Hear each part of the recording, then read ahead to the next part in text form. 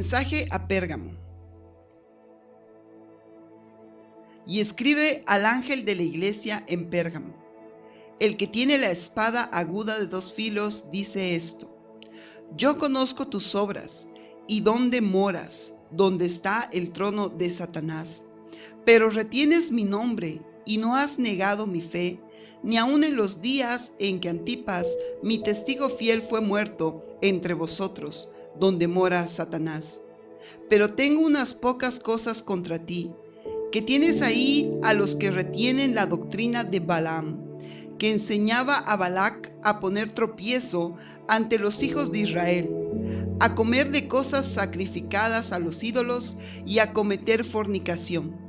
Y también tienes a los que retienen la doctrina de los nicolaitas, la que yo aborrezco. Por tanto, arrepiéntete pues, si no, vendré a ti pronto, y pelearé contra ellos con la espada de mi boca. El que tiene oído, oiga lo que el Espíritu dice a las iglesias. Al que venciere, daré a comer del maná escondido, y le daré una piedrecita blanca, y en la piedrecita escrito un nombre nuevo, el cual ninguno conoce, sino aquel que lo recibe. Dios quiere todo de nosotros, y no solamente lo quiere, Él lo merece. Aun cuando no merecíamos nada, Él hizo absolutamente todo. Él merece todo. Y aquí hay una iglesia que, aunque tiene las mismas características en la carta que las demás, porque tiene una presentación, un elogio, tiene reproche, mandato y promesa, Pérgamo es conocida como la iglesia sin compromiso. Habla acerca del creyente, pero que no es comprometido. Pérgamo es una iglesia que, aunque tiene fe y la retiene, no está comprometida con ella. Mire lo que dice Efesios capítulo 2, verso 12. Y escribe al ángel de la iglesia en Pérgamo, el que tiene la espada aguda de 2 filos, dice esto. Me impresiona lo que le dice primero y cómo se presenta a la iglesia en Pérgamo, puesto que en Efeso dijo el que tiene las 7 estrellas en su diestra, el que anda en medio de los 7 candeleros. A Esmirna dijo el postrero, el último, el que estuvo muerto y que vivió. Pero a Pérgamo le dice el que tiene la espada aguda de 2 filos. Para empezar, ¿qué era Pérgamo y cómo era la iglesia que estaba asentada, plantada en esta ciudad? Pérgamo era una ciudad, pero una ciudad que no era costera, lo que actualmente se conoce como Bergama. Ahora, en el 420 a.C., ellos fueron los primeros en acuñar monedas y eran famosos porque tenían una biblioteca de aproximadamente unos 200,000 volúmenes. El rey Atalo fue el que puso como la primera capital de la provincia romana esta región para luego pasarla a Efeso. El culto de esta ciudad estaba destinado básicamente a la diosa Atenea, a la que era la diosa de la paz, de la civilización, de la sabiduría, de la estrategia, de la ciencia, y ellos se jactaban por tener en ese lugar un templo al dios Esculapio, que es el dios de la medicina, de la ciencia. Si usted alguna vez ha visto a un médico que tiene una serpiente, pues ese era el símbolo de Esculapio. La palabra Pérgamo nos hace recuerdo a algo que yo sé que tú sabes, algo que se llama pergamino. Pues de ahí surge, pues ellos fueron los primeros en utilizar eso. Antes se usaban papiros, pero ahora ellos empezaron a usar los pergaminos y eso era algo también de lo cual ellos podían jactarse. Ahora, le dice lo siguiente: escribe al ángel o al pastor de esta iglesia, el que tiene la espada aguda de 2 filos. ¿Qué es esta espada?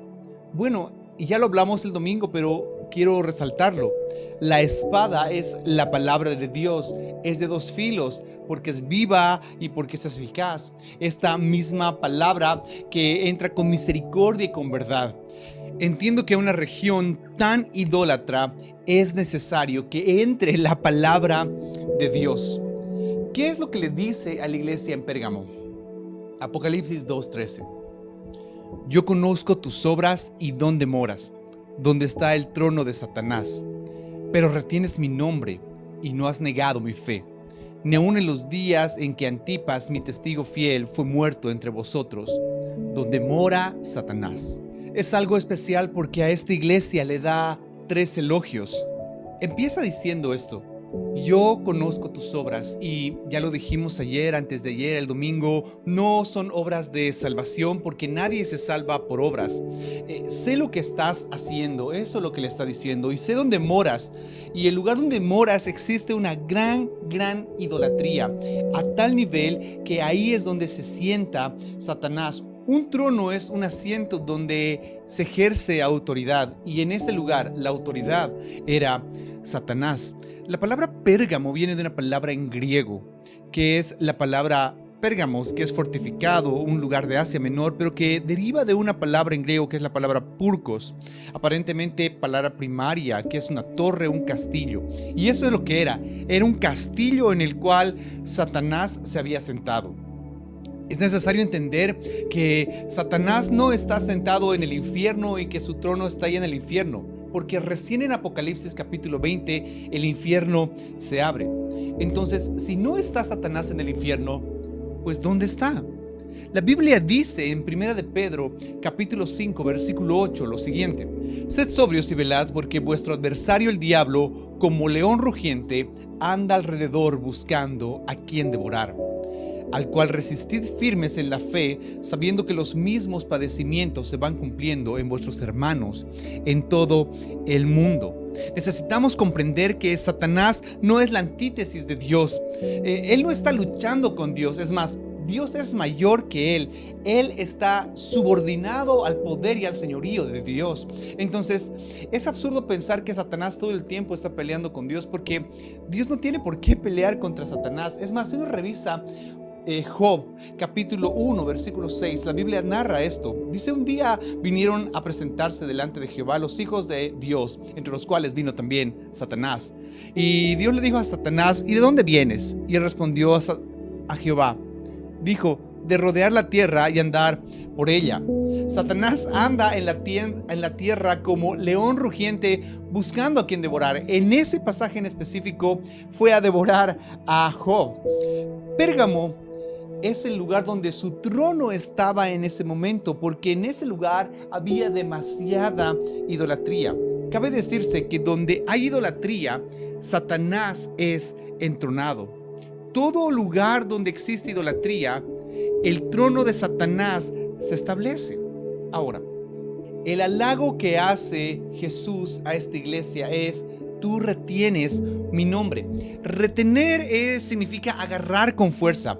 Tú no me niegas, tú te confiesas como cristiano y hablas que eres cristiano. Es más, el tercer halago es: no has negado mi fe. Y no dice no negaste tu fe, dice no negaste mi fe, porque mucha gente puede tener fe en muchas cosas, pero la verdadera fe es la fe redentora que nos da Dios, y esa fe la tienes clarísimo. Sabes realmente cuál es la verdadera fe. No has negado mi fe. Incluso cuando Antipas fue muerto. ¿Quién era este Antipas? Antipas era un creyente líder de la iglesia que en el reinado de Domiciano fue capturado, metido dentro de un becerro de oro y puesto al fuego, de manera que él terminó muriendo dentro de este becerro de oro.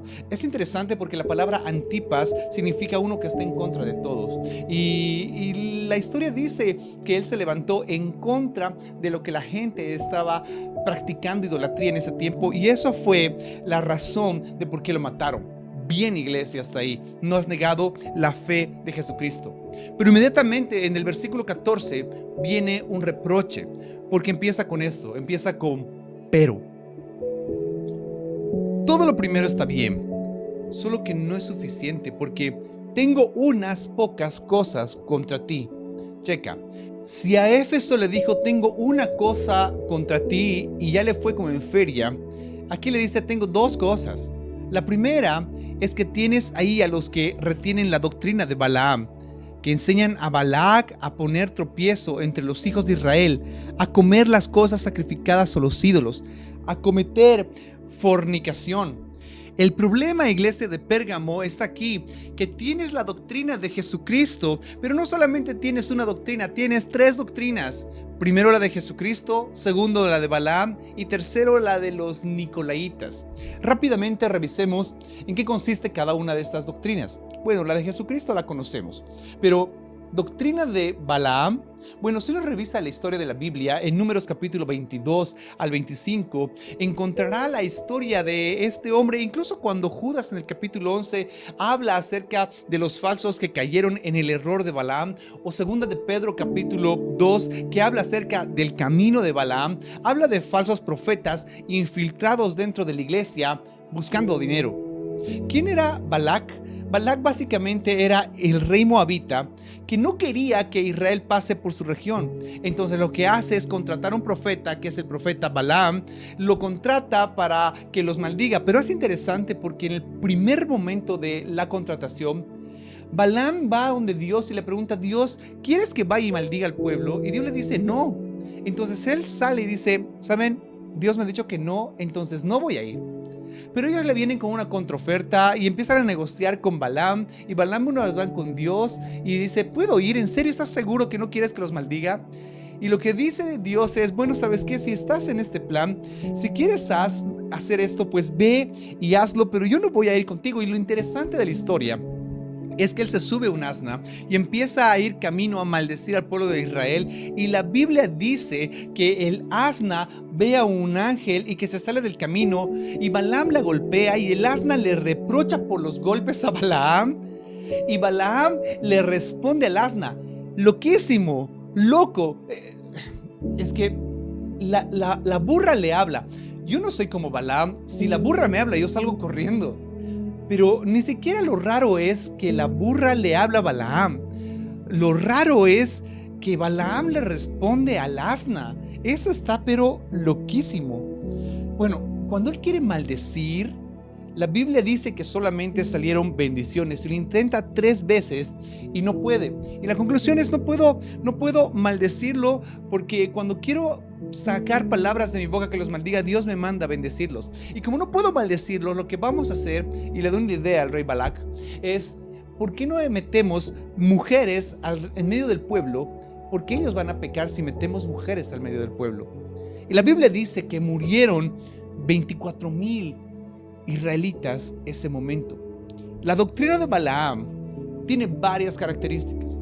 La primera es que Balaam lo que ama es la recompensa. Balaam lo que ama es lo que él puede recibir por un servicio brindado. Balaam, la doctrina de Balaam lo que hace es fomentar a buscar a otros dioses, fomentar el pecado en medio del pueblo de Dios. La doctrina de Balaam es aquel que vende sus servicios espirituales. La doctrina de Balaam es la soberbia y la terquedad delante de Dios. Y lo interesante es que esta iglesia dice que permitía gente que hacía eso. Tengo unas pocas contra ti, que tienes ahí los que retienen la doctrina de Balaam, que enseñaba a Balac a poner tropiezo ante los hijos de Israel, a comer las cosas sacrificadas a los ídolos y a cometer fornicación. ¡Ey, Pérgamo! Caminan en inmoralidades sexuales, andan en libertinaje para caminar con otros dioses. ¡Ey! El problema es que no niegas a Cristo y la fe, pero tampoco está comprometido con Cristo y la fe. Ese es el problema de muchos cristianos. Cristianos que no niegan a Cristo y no niegan la fe. Dicen: yo soy cristiano, mi familia es cristiana, nosotros vivimos como cristianos, pero tampoco se comprometen con Cristo y tampoco se comprometen con la fe. Y ese es el problema. Podemos caminar con nuestras poleras con un pescadito diciendo Jesús te ama, o soy cristiano, o en nuestro estado de Facebook poner religión cristiano, pero honestamente ni siquiera se comprometen con la fe y que vienen caminando de una manera errada. Tristemente, esa es la iglesia de Pérgamo. Es más, segunda de Pedro en el capítulo 2, versículo 15, la Biblia dice esto: han dejado el camino recto y se han extraviado siguiendo el camino de Balaam, hijo de Beor, el cual amó el premio de la maldad. Entiéndanme bien, Balaam no odiaba a Dios. Balaam creía en Dios. Balaam no era ateo. Balaam amaba el precio de la maldad. ¿Saben? Si estás acá, estoy seguro que tú conoces de Cristo. Es más, todos amamos a Cristo, pero dentro del corazón de muchos también pueden amar muchas cosas: vicio, pecado, pornografía, cigarro, una copita, el mantener una relación con una persona que tú sabes que no te está edificando. Ese es el problema. Ese es el problema. Profesamos una fe, pero no vivimos realmente por medio de esa fe, o demostrando que realmente creemos esa fe, y pensamos que un poquito de eso no nos va a hacer daño.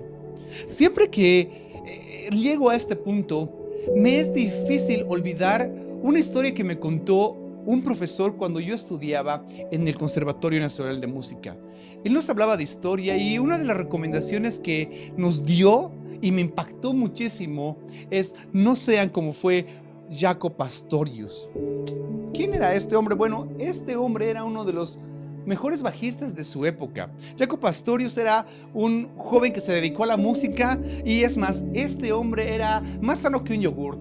Hasta que se empezó a juntar con un hombre que se llama Joe Samburg, que era tecladista, muy buen tecladista, pero él tenía un gran defecto, y era que le gustaba el whisky. A Jaco Pastorius le dijo: hey, tú que eres cristiano, ¿por qué no te tomas una copita conmigo? Y Jaco accedió a tomarse una copita con él. El final de Jaco Pastorius a sus 36 años es que murió en la puerta de un bar. Lo llevaron intoxicado al hospital y terminó muriendo en ese lugar. Este docente nos dijo: hey, cuando ustedes sean exitosos, porque muchos de ustedes lo van a hacer en el campo de la música, no fue mi caso, no se olviden que tienen que ser gente limpia y sana como lo son ahora. Me impactó mucho, porque muchos cristianos en este tiempo estamos caminando y haciendo vida cristiana pensando que nada malo va a suceder. Aquí hay un Jesucristo dando un mensaje a la iglesia de que no podemos vivir de esa manera. Amar a Dios y amar otras cosas no es la ecuación correcta. Amar a Dios y hacer lo que nos dé la gana no es la ecuación correcta. Es más, no se avergüenzan de ser cristianos, pero aman otras cosas. Se mezclan y se enrolan con otras cosas. Apocalipsis capítulo 2 versículo 15 dice esto: y también tienes a los que retienen la doctrina de los nicolaitas, la cual yo aborrezco. Y la doctrina de los nicolaitas, ojo, Dios no aborrece a los nicolaitas, Él aborrece la doctrina de los nicolaitas. ¿Qué es la doctrina de los nicolaitas? Bueno, aquí hay dos posturas. Posiblemente el que surgió con esta doctrina fue uno de los 7 hijos de Nicolás, o posiblemente fue el mismo Nicolás que surgió con esta doctrina. ¿Qué es lo que hizo? Pues él se enseñoreó de la iglesia. Lo interesante está en su nombre, porque Nicolaita Nicolás viene de una palabra en griego que es victorioso sobre el pueblo. Eso es lo que significa su nombre: victorioso sobre el pueblo. Nikos es conquista, laos es una palabra primaria que es pueblo. El que gobierna el pueblo, el que conquista al pueblo, el que se enseñorea sobre el pueblo. El que hace regresar a rituales religiosos simplemente porque se está poniendo en la cúspide de una pirámide. Hace a un lado el sacerdocio real, que el sacerdocio somos todos. Ya lo hablé hace unos cuantos domingos atrás. Todos somos sacerdotes, pero este que tiene la doctrina de Nicolaita se cree un poquito superior a todos los demás sacerdotes. Hace a un lado el sacerdocio de todos y los centran en un grupo selecto de personas, los intocables. Los Nicolaitas son aquellos que hicieron la división entre el clero y el laico, cosa que nunca existió. Yo soy mejor que tú porque yo soy tu pastor. Olvídalo, olvídalo. Ese es un nicolaíta. Pensar que uno está por encima de otra persona simplemente por el cargo que tiene está errado. Otra vez, no busques el título más impresionante ya lo tenemos, hijos de Dios. Eso es suficiente. Es más, algunas de las consejerías que doy básicamente es una respuesta, decir: pastor, óremelo, usted que está cerca de Dios. Y yo le digo: estás equivocadísimo. Estoy tan cerca de Dios como lo estás tú. Así de sencillo, cuando no hay nada más lejano, simplemente son roles. Nuestro rol como pastores es enseñar la palabra. Sencillamente es eso. Nuestro rol como pastores, como maestros, es enseñar la palabra. Es un rol que cumplimos en la iglesia, y eso es todo. Eso es simplemente lo que hacemos. Pero la doctrina de los nicolaitas es tomar a personas con autoridad y elevarlas y ponerlas en un pedestal, cuando nunca fue ese el diseño de Dios. Balac, amo a Dios, pero también amo otras cosas, y Nicolaitas, enseñorearse sobre el pueblo. Ese es un error y lo vemos muchísimo en la iglesia de Cristo. Ojo con eso. Apocalipsis capítulo 2, versículo 15. También retienes a los que retienen la doctrina de los Nicolaitas, la cual yo aborrezco. Qué diferente esta iglesia a la iglesia de Efeso. Recuerda lo que decía Apocalipsis 2:6. Tienes esto, que aborreces las obras de los Nicolaitas, las cuales yo también aborrezco. Efeso era una iglesia que aborrecía este tipo de formato, pero Pérgamo era una iglesia que lo abrazaba. La solución, versículo 16. Por tanto, arrepiéntete. No dice, por tanto, haz terapia. Por tanto, necesitas más comprensión. Por tanto, necesitas conocer. Por tanto, necesitas entender. No, necesitas arrepentirte. Sencillamente eso. Por tanto, arrepiéntete. Pues si no, vendré a ti pronto y pelearé contra ellos con la espada de mi boca. Si no te arrepientes, la palabra de Dios va a salir de mi boca. Eso es lo que está diciendo Jesús. Va a salir de mi boca y te va a dar con todo. Es por eso que todo el tiempo hay palabras de Dios, prédicas que nos están golpeando y golpeando y golpeando, porque no nos da la gana de arrepentirnos. No quieres toparte con la espada del Señor, te lo aseguro. Balaam quedó muerto atravesado por una espada. No quieres toparte con la espada del Señor. Versículo 17. El que tiene oído, oiga lo que el Espíritu dice a las iglesias. Al que venciere, daré a comer del maná escondido. ¿Qué sería vencer? Soltar la doctrina de Balaam, soltar esa búsqueda de recompensa, soltar esta búsqueda de renombre, soltar la venta de servicios espirituales, soltar la soberbia, soltar la terquedad, no enrolarse en las cosas que tiene este mundo, no darle un lugar en nuestra vida. Eso sería vencer. Al que venciere le daré de comer del maná escondido. ¿Del maná? El maná escondido. La Biblia dice que existen 3 tipos de maná. El maná que se recogía todos los días, el que se recogía el fin de semana, que duraba 2 días, y el maná que no se veía, que era el maná escondido, que estaba en el arca del pacto, que ese nunca se descomponía. Los primeros 2 sí tenían duración, pero el escondido nunca se descomponía. Es eso. Buscamos saciarnos en moda, en gustos, en tendencias.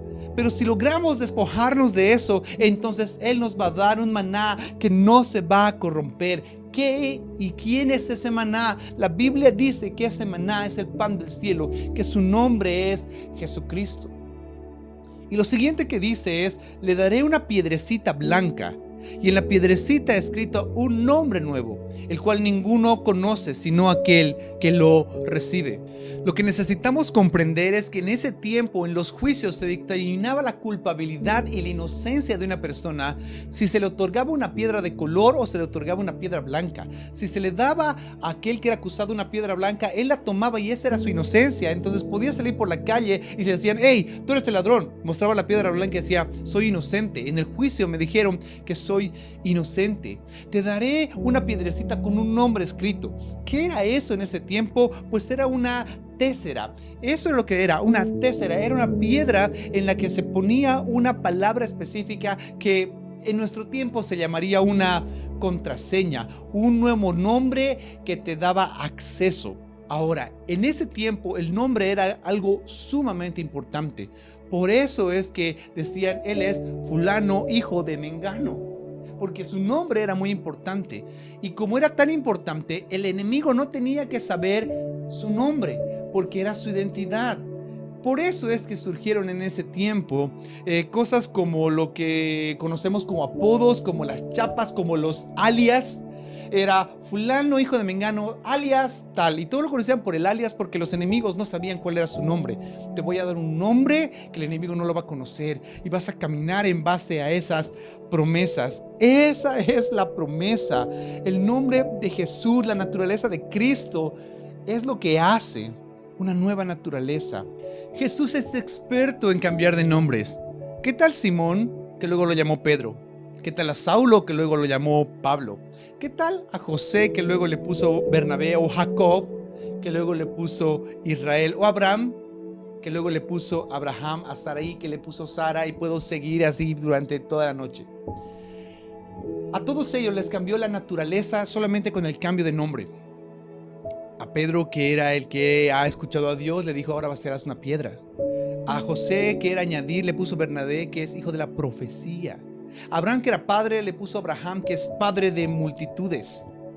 A Gedeón le puso Jeroboam, cambió su naturaleza, cambió su forma de pensar. La promesa de Dios es que va a cambiar nuestra naturaleza por algo mucho mayor. Pero la demanda que tiene es: arrepiéntete, arrepiéntete. Wow, la iglesia de Pérgamo, impresionante. Si eres aquel creyente sin compromiso, hey, amigo, arrepiéntete. Y te aseguro que van a venir tiempos impresionantes de refrigerio en la presencia de Dios. Gracias por enlazarte. Mañana seguimos con la siguiente iglesia.